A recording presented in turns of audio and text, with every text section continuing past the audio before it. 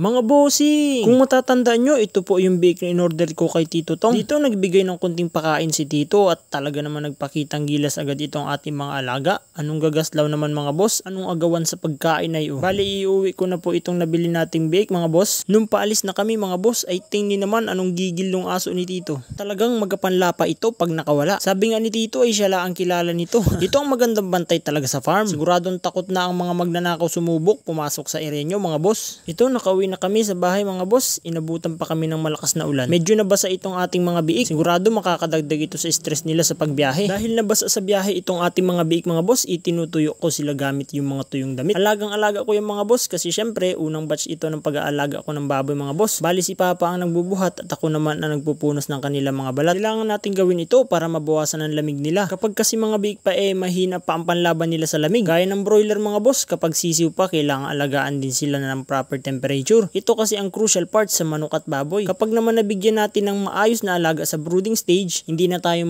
problema sa growing stage nila. Ito kasi ang foundation nila kaya ito ang pinakamahalaga at kailangan pagtuunan ng pansin. Hindi pwede yung pwede na. Kailangan yung the best kasi babalik din naman sa atin lahat ng effort na binibigay natin sa pag-aalaga natin sa kanila. Habang nagababa kami ng bake at feeds na pakain ng ating mga baboy ay dumating yung pinsan ko. Ito din kasi yung araw na kukuha siya ng biik. Bali sabay kami mag-load. Sa ibang tao nga lang siya kukuha ng biik. Tuwang-tuwa siya sa itsura ng mga biik natin kasi quality naman talaga. Kung makikita nyo mga boss, biik pa lang. Alam mo natitimbang ng 100 kilos Ganito ang itsura ng mga quality fatteners mga boss. Tingnan po ninyo ang body build nila. Bilog na bilog at ang tataba ng pigi. Yung sunod na araw, ito ang nangyari mga boss. Medyo nagbasa ang dumi nila. Indication ng stress na sinasabi ko kanina. Nireport ko agad ito kay Tito Tong at ang sabi niya, lagyan ko daw ng lupa. Nagulat ako kasi bakit lupa ang ilalagay? Madumi yun. Yun pala mga boss, effective kasi tumigas agad ang dumi nila. Maganda pala ang epekto ng lupa sa mga baboy mga boss kahit na dito sa mga hybrid. Akala ko pang native pigs lang ang lupa para pala sa lahat ng lahi ng baboy. Kaya maliliksin agad itong ating mga biig mga boss. Tuwang-tuwa sa pagtakbo at paglalaro. Kita nyo naman. Sunod na araw ito ang inabutan ko. Anong himbing ng tulog nila mga boss? Tabi-tabi sila kasi naghahanap sila ng init ng katawan. Malaking tulong itong nilagay natin na incandescent light dito mga boss. Nakakatuwa sila pagmasdan mga boss. Nakakatanggal ng pagod. Advantage talaga kapag mahal mo yung ginagawa mo. Nag-i-enjoy ka lang araw-araw.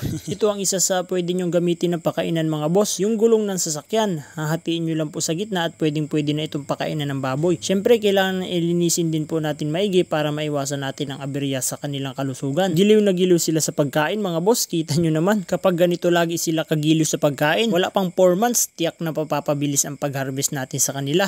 Kailangan lang talaga proper management. Samahan pa ng magandang quality ng kanilang lahi at di kalidad na feeds. Sigurado na ang tagumpay sa pagbababoyan. Plus proper biosecurity para makaiwas sa sakit ng mga baboy. Samahan nyo po ako sa iba pang farm adventures kaya i-follow nyo na ako mga bossing!